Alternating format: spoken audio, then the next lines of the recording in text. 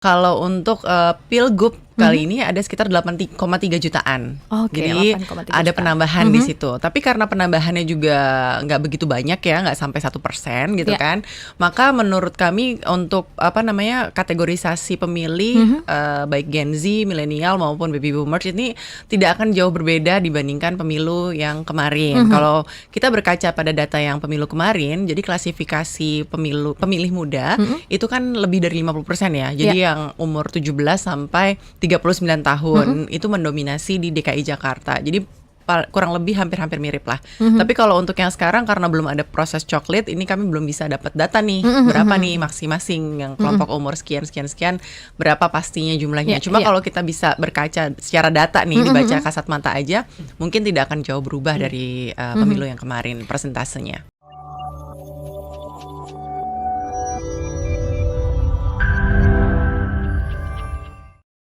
Mari bersiap sambut Pilkada DKI Jakarta 27 November nih. Gak terasa waktu itu cepat berlalu. Sekarang sudah masuk tahap persiapan. Dan kita langsung tanyakan aja datanya terbaru, update-nya. Kalau ngomongin kemarin kan lebih banyak Gen Z, terus ada banyak gimmick ya di Pilpres, gemoy dan sebagainya. Nah kalau di Pilkada yang sekarang nih, apakah Gen Z juga mendominasi Jakarta atau millennials kah atau baby boomer masih juga nih Kak Astrid?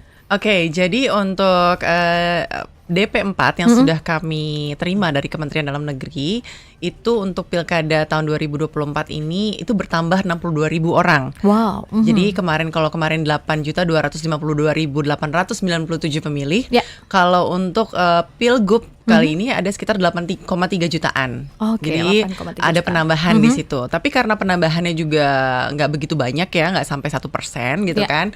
Maka menurut kami untuk kategorisasi pemilih baik Gen Z, milenial maupun baby boomers ini tidak akan jauh berbeda dibandingkan pemilu yang kemarin. Kalau kita berkaca pada data yang pemilu kemarin, jadi klasifikasi pemilih muda itu kan lebih dari 50% ya. Jadi yang umur 17 sampai 39 tahun itu mendominasi di DKI Jakarta. Jadi kurang lebih hampir-hampir mirip lah. Tapi kalau untuk yang sekarang karena belum ada proses coklit, ini kami belum bisa dapat data nih berapa nih masing-masing yang kelompok umur sekian berapa pastinya jumlahnya. Cuma kalau kita bisa berkaca secara data nih dibaca kasat mata aja, mungkin tidak akan jauh berubah dari pemilu yang kemarin persentasenya. Artinya memang kalau melihat kaum muda ya, pemilih muda dari 17 sampai 39 tahun kan artinya yang melek digital dan seperti itu. Nah ini apakah KPU juga bergeliat nih di media sosial untuk bisa meningkatkan partisipasi pemilih di DKI Jakarta khususnya?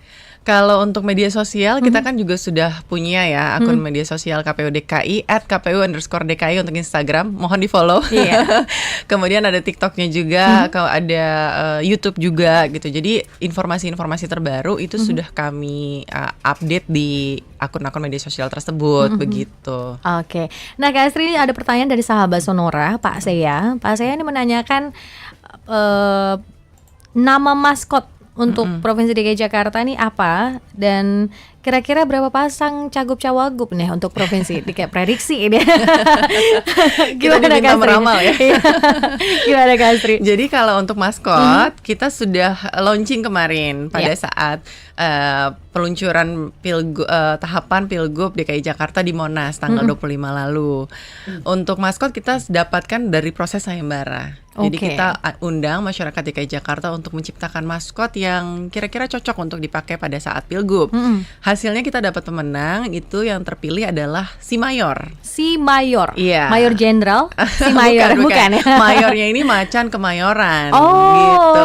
Jadi kan kalau Macan Kemayoran itu kan memang julukan yang diberikan kepada legenda di Betawi ya. Jadi betul. dulu ada pendekar namanya Murtado, karena dia gagah berani gitu kan, dia dijuluki sebagai Macan Kemayoran gitu kan. Nah, karakter pendekar ini yang berani, kemudian tangguh, resilient gitu kan, karakter orang Jakarta banget kan. Makanya kita anggap itu merepresentasikan warga Jakarta gitu. Oke.